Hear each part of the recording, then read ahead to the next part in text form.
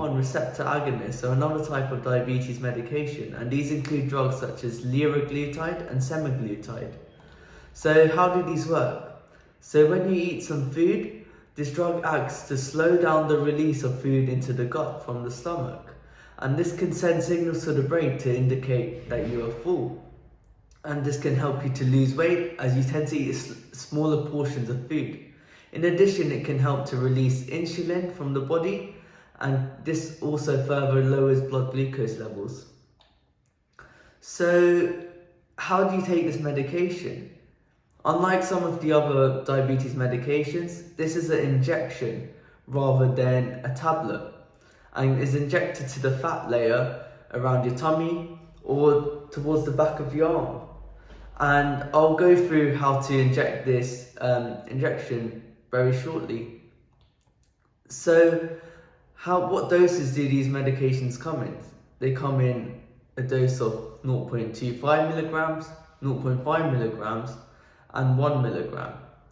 So the usual treatment regime is to start off with 0.25 milligrams for a period of 4 weeks. Then this is slowly increased to 0.5 milligrams for another 4 weeks.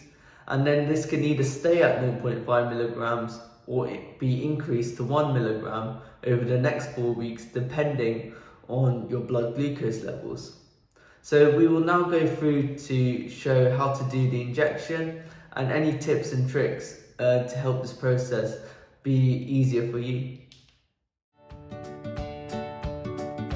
I'll go through the injection technique for the semaglutide. So the first thing to know is that there are 3 different pens for semaglutide, and each pen has a different dose, with the first one being 0.25 milligrams, the second one being 0.5 milligrams, and this one being 1 milligram. So it's important to always check the label just before you use the pen.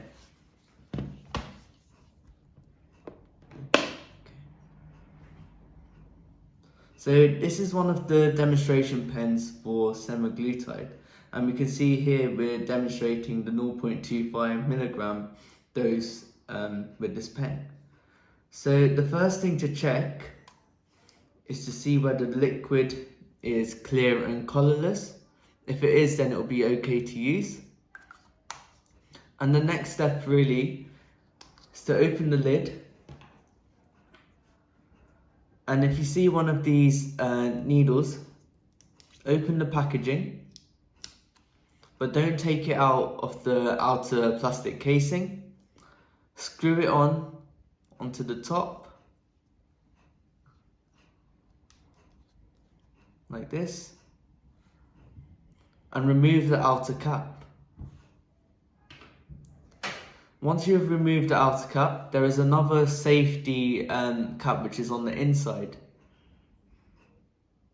Remove this, like so, and if you can see the dial, turn this dial till you see the flow symbol. And what I want you to do is to point the pen upwards and press it to see whether it works. Okay. Once you've done this, you need to turn the dial all the way to the end until you see the dose, which is 0.25 milligrams in this case. Now you're ready to inject. So using this object as a demonstration, we can put the object near the fatty area, so near the tummy or on the back of the hand, and we simply use a good technique here, which is to spread the skin apart rather than pinching, because if you pinch it, the drug may enter the muscle rather than the fat. So spread out the skin, and then once you've done that, push the needle straight into the skin and press down on the button until you hear a second click, which indicates that the dose has been administered. Hold this for 6 seconds, then remove.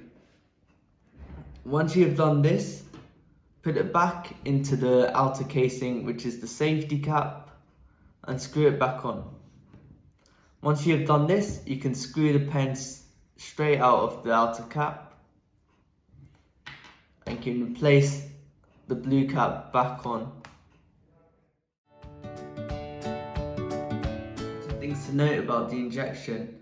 Remember to rotate the injection site after each use. So remember, around the abdomen or either at the back of the arm, remember to change the site regularly.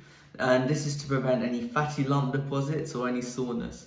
In addition, remember to chuck your cap away in a sharp spin, and remember to change your needle after every use.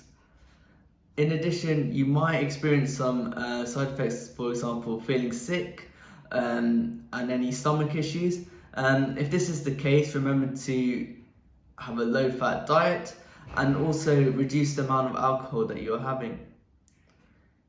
If you have any concerns about side effects and dosage, remember to contact your GP and they can give you the correct recommendations.